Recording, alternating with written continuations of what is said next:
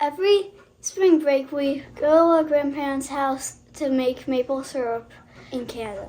Hello, I'm Alethea and Jonas Weidman's grandma, and I'm standing in the sugar bush here in Ontario, and I'm going to talk to you about maple syrup and how it's made. Of course, we tap maple trees because we're making maple syrup.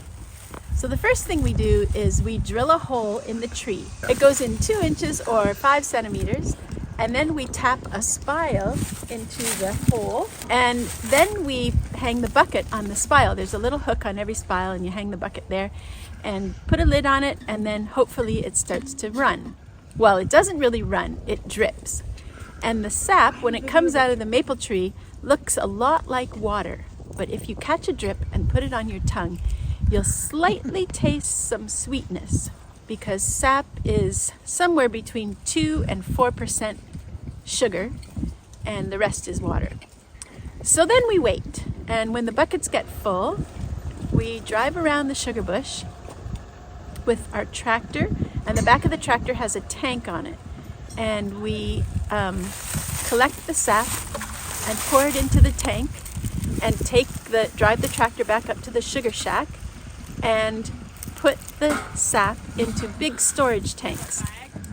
And then when we get enough to start evaporating, we pump the sap up to a nurse tank, which gravity feeds the evaporator. As the sap boils in the evaporator, it boils and boils and boils, and it eventually turns to syrup.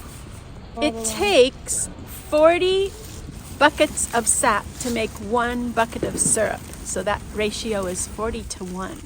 A lot of sap to get a little bit of syrup. At the end, what do we do with maple syrup? Well, we make pancakes and pour it on our pancakes and eat it. But it can be used for other things too. It's really nice as an ice cream topping. It's nice to stir into your plain yogurt. We sell a lot to our neighbors. We also take a lot of school groups.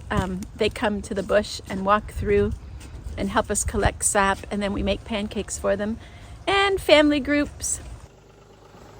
Thanks for watching.